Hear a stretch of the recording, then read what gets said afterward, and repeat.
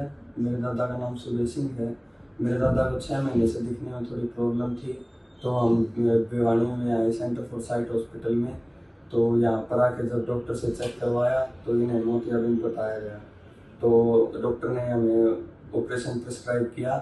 तो ऑपरेशन कल हुआ है इनका, तो आज हम चेकअप के लिए आए थे। तो जब चेकअप करवाया तो डॉक्टर ने इनकी आँख अच्छी बनी बताई है। तो यहाँ पर स्टाफ ने भी हमारे साथ बड़ा अच्छा बिहेव किया। स्टाफ ने अच्छे से ऑपरेट किया, हमें सब कुछ अच्छे से प्रिस्क्राइब किया, सब कुछ अच्छा है यहाँ पर। तो मैं तो सबको यही कहना चाहूँगा कि अच्छा हॉस्पिटल है, यहाँ पर जरूर आएँ। अपनी डॉक्टर एमन भी बड़े अच्छे हैं, ये अच्छे से बात करते हैं, अच्छे से समझाते हैं।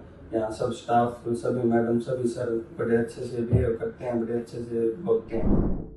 Follow Center for Sight and post your queries to get answers from the experts.